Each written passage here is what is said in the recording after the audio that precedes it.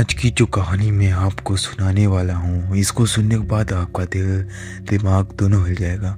आप सोचने पर मजबूर हो जाओगे, क्या वास्तविक में ऐसा होता है? कृपया यार करके कहानी को पूरा सुनिएगा।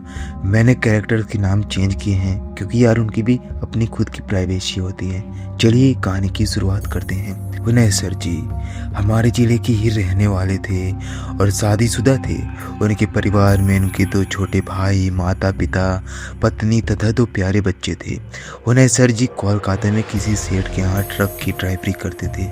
उन्हें ट्रक पर माल लाद कर दूर दूर के शहरों में जाना पड़ता था। वे बहुत ही मेहनती थे और अपना काम पूरी जिम्मेदारी व ईमानदारी से करते थे। उनके कार्यों से उनका सेठ बहुत ही खुश था और हर महीने उन्हें अपने साथ लेकर डाकघर जाता था और 1000-1200 उनके घर मनी ऑर्डर जरूर कराता था। उन्हें सर जी की जीवन गाड़ी बहुत ही मजे में चल रही थी। कभी कभी जब उनको माल लेकर लखनऊ, बनारस आदि आना पड़ता था तो वे थोड़ा समय निकालकर घर पर भी आ जाते और घर वालों का हालचाल लेने के बाद वापस चले जाते।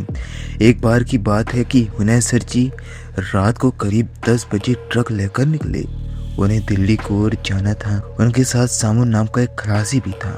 हुनैर सर जी खलासी को अपने बेटे जैसा मानते थे और उसे ट्रक चलाना भी सिखाते थे। अब सामू ट्रक चलाने में निपुण हो गया था। उस रात सामू ने जिद करके कहा कि आप आराम से सो जाइए तो ट्रक चलाकर मैं ले चलता हूँ। हुनैर सर जी ने न कहकर ट्रक खुद चलाते हुए निकल पड़े और सामू उनके बगल में बैठा रहा। रात के करीब 1 बजे होंगे और ट्रक एक चौड़ी सड़क पर तेज गति से दौड़ा चला जा रहा था। अचानक हुनैर सर जी को पता नहीं क्या हुआ कि वे सड़क किनारे ट्रक रोककर बीड़ी सुलगाकर पीने लगे। बीड़ी पीने के बाद वे सामू से बोले कि मुझे बहुत नींद आ रही है सामू, मैं सोने जा रहा हूँ, तुम एक काम करो, मजे में धीरे धीरे ट्रक चलाकर ले चलो। सामू तो ट्रक चलाना ही चाहता था। उसने हामी भरकर ट्रक की स्टीयरिंग पकड़ ली और धीमी गति से ट्रक को दौड़ाने लगा। लगभग आधा 1 घंटे बाद सामू को लगा कि अब हुनैर सर जी गहरी नींद में सो रहे हैं तो उसको मस्ती सूझी। उसने ट्रक की स्पीड बहुत ही तेज कर दी और गुनगुनाते हुए ड्राइविंग करने लगा। अचानक उसे पीछे से एक और ट्रक आती दिखाई पड़ी, शायद जिसकी स्पीड और भी तेज थी। उसने सोचा कि शायद पीछे आ रही ट्रक उससे आगे निकल जाना चाहती है। सामू का भी खून अभी तो एकदम नया था और भला ऐसा क्यों नहीं करता। उसने भी ट्रक का एक्सीलेटर बहुत तेज दबाया और तेज से दौड़ाने लगा। अरे यह क्या, उसने ट्रक की स्पीड इतनी बढ़ा दी, अब उसके काबू से बाहर हो गई ट्रक। वह कुछ सोच पाता इससे पहले ही ट्रक सड़क छोड़कर उतर गई और एक पेड़ से टकराकर पूरी तरह नष्ट हो गई। इस दुर्घटना में हुनैर सर जी तो प्रभु को प्यारे हो गए, पर सामू बच गया। उसे कुछ ट्रक चालकों ने पास के अस्पताल में भर्ती कराकर उसके सेठ को सूचना भिजवा दी थी। सामू 4-5 दिन अस्पताल में पड़ा रहा। उसे अपनी गलती पर बहुत ही पछतावा हो रहा था। उसकी एक गलती से उसके पिता समान हुनैर सर जी को अपनी जान गंवानी पड़ी। उसका दिल रो पड़ा था, पर अब विधि के विधान के आगे वह कर भी क्या सकता था।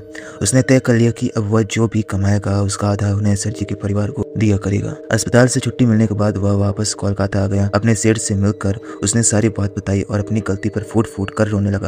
सेठ ने उसे समझाते हुए कहा कि अब रोने धोने से कुछ भी नहीं होने वाला, पर हम अभी हुनैर सर जी के परिवार वालों को कुछ नहीं बताएंगे और समय समय पर उनके परिवार की मदद भी करते रहेंगे। इसके साथ ही उन्होंने सामू को एक ऐसी बात बताई जिसे सुनकर सामू पूरी तरह डर गया। उसके रोंगटे खड़े हो गए। दरअसल सेठ ने सामू को बताया कि हुनैर सर जी बराबर बताया करते थे, मालिक जब भी यहाँ से माल लेकर दिल्ली के लिए निकलता हूँ तो रात को करीब 1 या 2 बजे एक सुनसान जगह पर ऐसा लगता है कि कोई ट्रक तेजी से पीछे आ रही है और हमें ओवरटेक करने की कोशिश कर रही है। पीछे देखने पर वह ट्रक दिखाई नहीं देता, पर ट्रक के मिरर में वह साफ साफ ओवरटेक करते हुए दिखता है। कई बार तो मैंने अपने ट्रक को किनारे लगाकर उतर कर देखा तो पीछे कोई ट्रक था ही नहीं। तेजी से आता और ट्रक केवल रात को ही और वह भी मिरर में ही दिखता है। मालिक इस ट्रक के चक्कर में कई ट्रक वालों की एक्सीडेंट हो गई है। समझ में नहीं आता कि ऐसा क्यों होता है। आगे उस सेठ ने कहा कि मैं हुनैर सर जी की बातों को सुन तो लेता था पर उस पर ध्यान नहीं देता था, क्योंकि ऐसे कैसे हो सकता है कि कोई ट्रक होकर भी ना हो। वैसे मैं भूत प्रेत पर विश्वास तो करता नहीं, पर तुम्हारी बात सुनने के बाद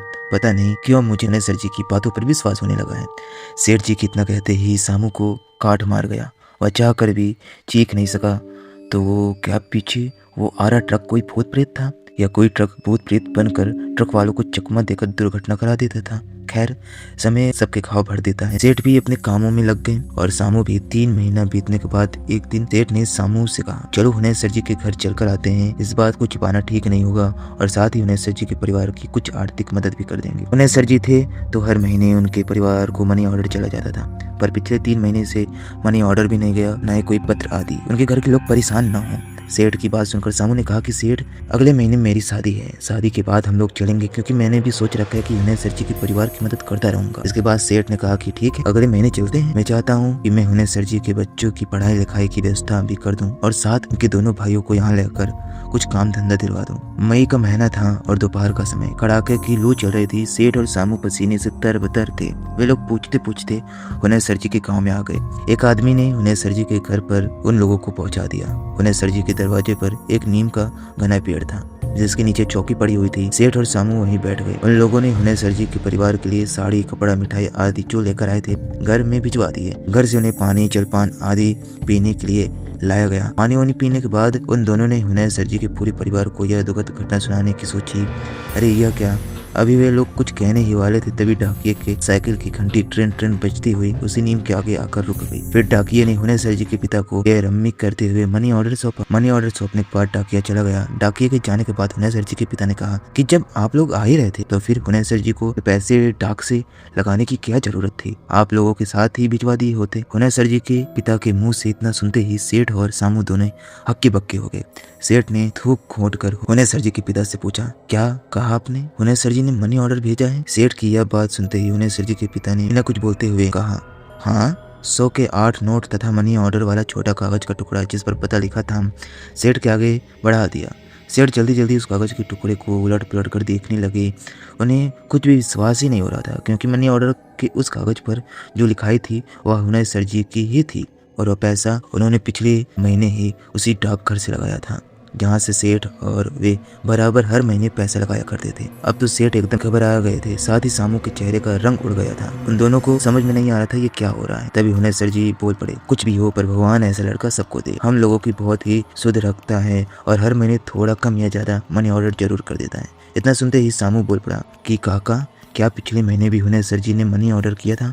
हाँ करते हुए हुनैर सर जी के पिता ने कहा कि अरे भाई हाँ, पिछले महीने तो उसने 12 रुपए भेजे थे। इतना सब सुनने के बाद आप लोग खुद ही सोच लीजिए कि सेठ और सामू किस परिस्थिति में होंगे। अचानक सामू अपने आप को रोक न सका और भवक कर रो पड़ा। सेठ से रहा न गया और वे सामू को चुप कराते हुए खुद रो उठे। हुनैर सर जी के परिवार वालों को कुछ भी समझ में नहीं आ रहा था कि आखिर ये दोनों अचानक रोने क्यों लगे। अब उस नीम के नीचे गांव के अन्य लोग भी एकत्र हो गए। सेठ ने थोड़ी हिम्मत करके सारी बात कह डाली। यह बात सुनते ही वहां खड़े लोग, विशेषकर महिलाओं में रोवन पीटन शुरू हो गया। पर अभी भी हुनैर सर जी के घर वाले यह मानने को तैयार नहीं थे कि पिछले 4 महीने से हुनैर सर जी नहीं है। अगर हुनैर सर जी नहीं है तो इन 4 महीने में जो 3 बार मनी ऑर्डर है वह किसने भेजा है? हैंड राइटिंग तो हुनैर सर की है। अरे इतना ही नहीं, 2 महीनों पहले उसका एक पत्र भी मिला था जिसमें उसने लिखा था कि बाबूजी, कुछ जरूरी काम आ जाने के कारण 1 साल तक मैं घर नहीं आ सकता, पर मनी ऑर्डर बराबर भेजता रहूंगा। काफी कुछ सांत्वना के बाद हुनैर सर जी की दुर्घटना की पुलिस द्वारा ली गई कुछ तस्वीरों में और डॉक्टर की रिपोर्ट के बाद अंततः हुनैर सर जी के घर वाले माने कि अब हुनैर सर जी नहीं रहे, पर वह भी पूरी तरह से नहीं माने। गांव वालों और कुछ हितनाथ के कहने सुनने के बाद हुनैर सर जी की अंतिम क्रिया संपन्न की गई। सारे कर्म विविध पूर्वक हुए। इसके बाद हुनैर सर जी के दोनों भाई सेठ के पास कोलकाता चले गए। सेठ ने उन्हें एक कारखाने में अच्छे वेतन पर नौकरी दिलवा दी। इसके साथ ही सेठ हर महीने हुनैर सर जी के परिवार के लिए कुछ पैसे मनी ऑर्डर करता रहा। खैर जो भी, पर अभी भी सामू को यकीन नहीं हो रहा था कि उसका पीछे करने वाला ट्रक कोई भूत चला रहा था और मरने के बाद भी हुनैर सर जी अपने परिवार को मनी ऑर्डर करते रहे। खैर अब हुनैर सर जी के परिवार को पूरी तरह यकीन हो गया था कि अब हुनैर सर जी इस दुनिया में नहीं है, क्योंकि अब उनका पत्र, मनी ऑर्डर भी नहीं आता और इस घटना को काफी समय हो गया। दोस्तों, ये कहानी बहुत ही अजीब है। इस कहानी को मैं जब पढ़ रहा था मेरे दिमाग की नस जैसे फट रही थी। आपको ये कहानी क्या अजीब लगा कमेंट में जरूर बताना। मिलते हैं आपसे अगली वीडियो में। Thanks for watching.